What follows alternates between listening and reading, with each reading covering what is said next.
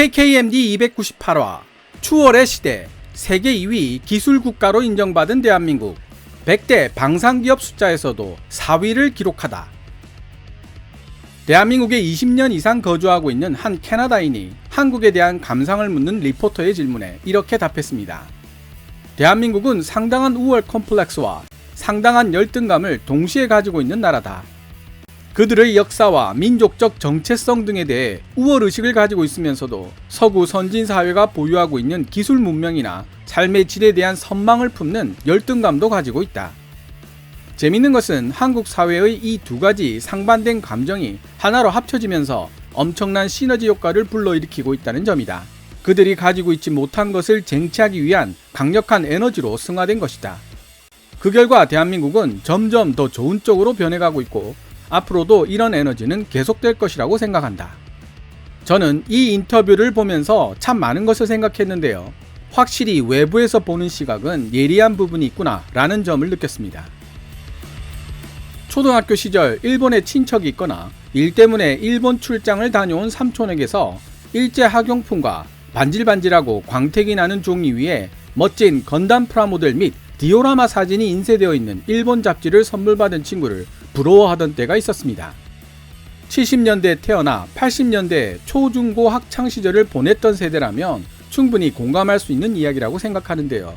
참으로 괘씸한 일본이었지만 그들이 가진 기술력과 삶의 질을 부러워하는 모순적인 감정 또한 존재했었다는 사실을 냉정히 생각해보면 부정하기는 어렵습니다. 어쩌면 살아있는 동안 저들을 따라잡는 일은 절대 일어날 것 같지 않은 일종의 병마저 느꼈던 세대라고 할 수 있을 것입니다. 하지만 삼성과 LG 같은 대한민국에 뿌리를 둔 전자제품 회사들이 세계로 뻗어나가고 BTS처럼 세계 젊은이들과 함께 호흡하는 문화적 아이콘들이 등장하면서 세상은 완전히 바뀌었습니다. 이들과 함께 성장해온 MZ세대들 또한 우리와는 많이 다릅니다. 현재 20대와 30대를 이루고 있는 이 세대들은 그 어떤 나라들에 대해서도 불필요한 열등감과 우월감을 가지고 있지 않으며 SNS와 PC라는 공간을 통해 그들의 의견을 자유로이 표출하는 세대들입니다. MZ세대들이 바라보기엔 이제 저처럼 나이 50을 바라보는 사람들이 늘어놓는 옛날 이야기들과 시각들이 꼰대의 그것으로 보이기 쉬울 것입니다. 나 때는 말이야 로 시작하는 저보다 연배가 높은 밀리터리 선배님들이나 전문가 여러분들에게는 참으로 죄송스러운 말씀이지만 뒤늦게 밀리터리를 알게 된 제 입장에서 봤을 때 밀리터리 분야에도 역시 젊은 사람들이 꼰대라고 부를 만한 수십 년 전 사고방식을 그대로 고집하는 사람들이 많다는 생각을 하게 됩니다. 소련이 패망하고 당시 우수한 러시아 과학자들 및 기술자들이 대한민국에 대거 유입되기 시작한 것이 1990년대 중반부터입니다. 2000년 6월 13일에 게재된 중앙일보 기사에 따르면 이미 100여 명의 러시아 과학자들이 국내로 들어와 러시아의 최첨단 군사용 기술들을 전수하고 있다는 내용이 나와 있죠.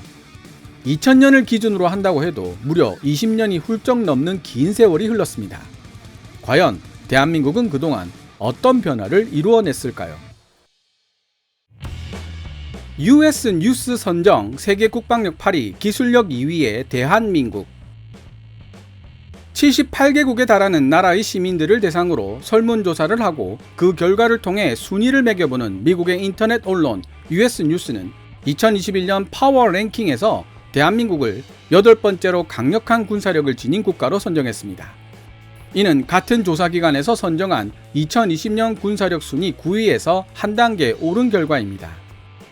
1위부터 7위까지의 순서를 살펴보면 미국이 1위, 중국이 2위, 러시아가 3위, 독일이 4위, 영국이 5위, 일본이 6위, 그리고 프랑스가 7위입니다. 대한민국이 바로 그 뒤를 잇고 있죠. 9위는 사우디아라비아, 그리고 10위는 아랍에미리트가 차지했습니다. 보통의 일반적인 군사 전문지가 선정하는 랭킹과는 약간의 차이를 보이고 있는데요. 가장 보편적으로 인용되는 군사력 랭킹 사이트인 글로벌 파이어 파워에 따르면 1위가 미국, 2위가 러시아, 3위 중국, 4위 인도, 5위 일본, 그리고 대한민국이 6위로 선정되어 있습니다. 7위 프랑스, 8위 영국, 9위 브라질, 그리고 10위가 파키스탄이죠. US 뉴스 선정 기준에서 한 가지 주의해야 할 부분은 주어진 통계치 및 전문가들의 의견만 반영해서 군사력을 분석하는 것이 아니라 78개국에 흩어져 있는 시민들을 대상으로 한 설문조사 결과도 반영하고 있다는 것입니다. 그래서 그런지 US 뉴스의 군사력 순위가 평소 우리가 생각하고 있는 순위와 더 가까운 느낌이 있네요. 그런데 US 뉴스 사이트에서 사우스 코리아의 세부 항목을 살펴보면 대한민국을 설명하는 특징 중에 Highest Technological Expertise in the World, 세계 최고 수준의 기술적 전문성이라는 표현이 나와 있습니다. 이 세부 항목에는 78개국 시민들이 생각하는 기술 선진국 순위가 나타나 있는데요. 한눈에 바로 알아볼 수 있도록 만들어져 있지가 않았습니다. 하나씩 알아볼 수 있는데요. 10위부터입니다.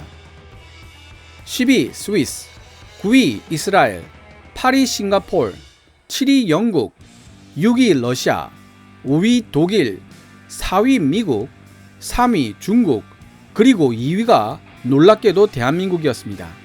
1위는 일본이었고요. 전 세계 시민들이 생각하는 최고의 기술적 전문성을 가진 나라들로 한중일이 거론된 것입니다. 그래서 이 세부 항목의 소제목이 바로 아시아 국가들이 최고의 기술 전문성을 지배하고 있다 였습니다.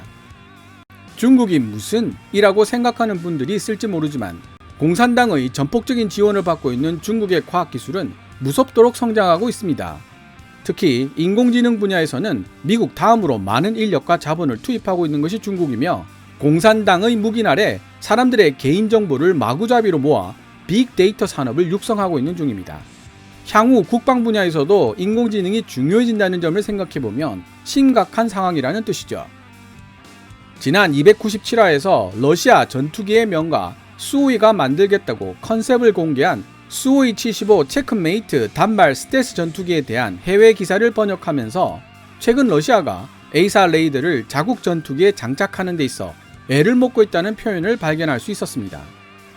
적어도 방산 분야에 있어서 미국 다음의 기술 보유국이라는 이미지가 강한 러시아가 에이사 레이더 통합에 애를 먹는다? 얼핏 잘 이해가 가지 않는 문장이었습니다. 추월의 시대를 살고 있는 대한민국. 하지만 미국의 군사 전문지 디펜스 뉴스가 게재한 2021년 세계 방산기업 100대 기업이라는 자료를 보면 놀라운 사실과 더불어 러시아가 가지고 있는 문제의 해답이 될지도 모르는 사실을 발견할 수 있습니다. 세계적 방산기업을 보유하고 있는 부동의 1위는 말할 것도 없이 미국이지만 두 번째로 많은 수의 방산기업을 올려놓은 나라는 바로 다름 아닌 중국과 영국이었습니다. 각각 7개의 방산업체들을 100위 안에 올려놓았죠. 그 다음으로 많은 숫자인 4곳의 방산업체를 100위 안에 올려놓은 나라가 바로 대한민국과 프랑스였습니다. 물론 정확하게 분석하자면 프랑스는 16위에서 34위 사이에 4개 기업을 올려놓았다는 점에서 내용적으로는 대한민국보다 한참 앞선다고 볼 수 있습니다. 조금 더 상세하게 살펴보면 한화가 100대 기업 중 28위를 차지했고 한국 항공우주산업 카이가 57위, LIG 넥스원이 68위, 그리고 마지막으로 현대로템이 93위를 차지했습니다. 그러면 전통적인 방산강호 러시아는 어떻게 되었을까요? 러시아는 20위 알마즈 안테이와 42위에 TMC Tactical Missiles Corporation을 올려놓은 것이 전부입니다. 그것도 작년보다 순위가 내려가 있는 채로요. 미국이 이란, 러시아, 북한을 제재하기 위해 통과시킨 통합제재법 CAA-TSA의 영향도 상당 부분 작용했으리라는 추측도 가능합니다. 한 가지 주의해야 할 부분은 세계 100대 방산기업 리스트 중 러시아 방산기업은 단 2곳에 불과하지만 그럼에도 불구하고 총 매출액은 대한민국 4기업을 합친 것보다 러시아 2기업을 합친 쪽이 조금 더 높다는 사실입니다. 전통의 방산 강호답게 아직까지 부가가치가 높은 무기체계들을 많이 생산한다는 의미겠지요. 군사기술이 민간기술에도 큰 영향을 미치지만 반대의 경우도 얼마든지 있을 수 있습니다. 사실 엄격한 의미에서 생각해본다면 한 나라의 기술적, 산업적 기반이 받쳐줘야만 강한 방산기업을 만들 수 있다는 논리가 더 타당합니다. 5명의 대통령을 거쳐가며 20년 동안 논의되고 있었던 KF-21 보라매를 개발하겠다고 대한민국이 나섰을 때 미국으로부터 이전받지 못한 4대 핵심 기술 때문에 결코 KF-21은 성공하지 못할 것이라고 섣부른 예측을 했던 밀매들과 군사 전문가들이 많았습니다. 하지만 대한민국은 미국이 그 어느 나라에게도 이전해주지 않았던 극비 기술인 에이사 레이더를 자체적인 능력으로 개발하는 데 성공했으며 적외선 탐색 및 추적 장비 IRST, 전자광학 표적 추적 장치 EOTGP 및 통합 전자전 시스템 EW 스위트 등 문제가 되었던 핵심 4대 기술 개발에 성공했습니다. 이는 항전장치 개발 및 제작에 대한 대한민국의 능력이 상당한 수준에 이르렀다는 반증이라고 할 수 있습니다. 그뿐만이 아닙니다. 지난 7월 23일 아시아경제에서 보도한 해외에서 KF-21을 사실상 5세대로 보는 이유 기사에서 중요한 내용을 발견할 수 있습니다. 구종민 한국과학기술연구원 박사팀이 지난해 개발한 TI-3CN 맥신 전자파 흡수 소재는 실용화될 경우 별도의 기술 개발이나 성능 개선 없이 단순한 페인트 칠이나 코팅만으로 KF-21 보라매의 스텔스 성능을 대폭 향상시킬 수 있다는 평가를 받고 있다는 내용입니다. 자연에는 없는 새로운 성질의 물질을 원자 단위로 설계해서 만든 일종의 메타 물질인 맥신은 두께 및 투과도, 표면 저항을 자유롭게 제어할 수 있다는 특징을 지니고 있습니다. 특히 이 필름을 55나노미터 두께로 여러 겹 쌓아서 적용하면 99% 이상 전자파 차단이 가능하며 이는 현재까지 보고된 그 어떤 전자파 차단 소재보다 우수한 성능입니다. 구종민 박사는 현재 당국과 협력하여 맥신의 빠른 실용화를 위해 박차를 가하고 있는 중이라고 덧붙였고요. 이렇게 대한민국의 방산기술 수준은 일반인들의 예상을 벗어나는 속도로 발전하고 있지만 우리 군 장비 현대화 및 국산화 사업에 아직도 1974년 만들어진 작게 5027로 표현되는 육군 위주의 작전 시각을 기준으로 잣대를 들이미는 사람들이 많습니다. 공군을 날개 달린 포병, 한반도를 불침항모라고 표현하는 자체가 이미 이러한 오래된 육군 위주의 시각을 드러내고 있는 표현들입니다. 맺은 말. 대한민국 건국 이래 최대의 방산 프로젝트라고 할 수 있는 KF-21이 되돌아갈 수 없는 루비콘 강을 건넜음에도 불구하고 KF-21 개발에 장애물이 될 만한 요소가 등장할 때마다 이를 과장하고 부풀려서 부정적인 분위기를 만드는 사람들이 있습니다. 미국이 신형 4.5세대 전투기 F-36 킹 스네이크를 만들겠다고 했을 때가 그랬고 이번엔 러시아의 신형 전투기 수호이-75 체크메이트가 그랬습니다. 무엇보다도 KF-21 보라매는 해외 판매를 목적으로 만들어진 전투기가 아닙니다. 정말 골백번 반복하고 있는 이야기지만 1차적으로 노후화가 심각해 퇴역을 앞두고 있는 우리 공군의 F4, F5 전투기를 대체하기 위해 개발하고 있는 기종이며 향후 F-16도 대체할 계획이 잡혀져 있는 기종입니다.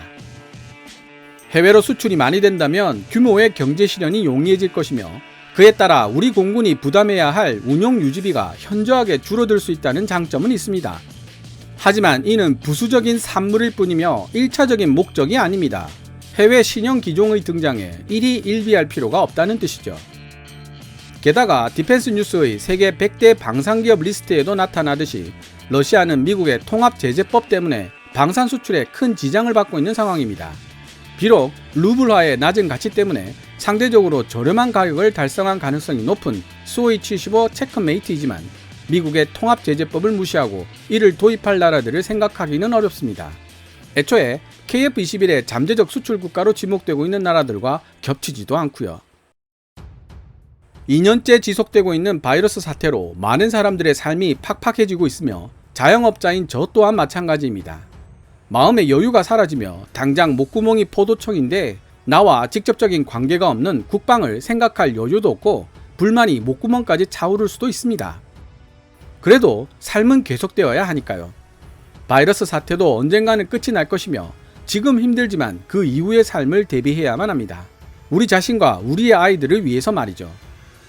좌파, 우파 대통령 5명을 거쳐가며 개발되고 있는 KF-21은 그 어느 진영을 대표하는 정치적 업적이 될 수 없습니다.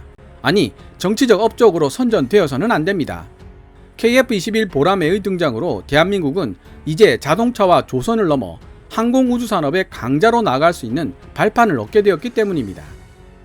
우리는 현재 지금까지 경험해보지 못했던 추월의 시대를 살아가고 있는 중입니다. 일단 저부터라도 꼰대스러운 캐캐묵은 선입견을 버리고 새로운 지식을 흡수하고 여러분들께 전달해 드릴 수 있도록 더 많은 노력을 하겠습니다. 오늘 KKMD에서 준비한 내용은 여기까지입니다.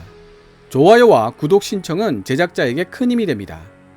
방송된 내용들은 KKMD 블로그에서도 읽어보실 수 있으며 후원 멤버로 가입해 주시면 영상 제작 지원과 더불어 업로드된 영상을 더 일찍 만나보실 수 있습니다. 지금까지 시청해주셔서 감사합니다. Kevin's Military Channel KKMD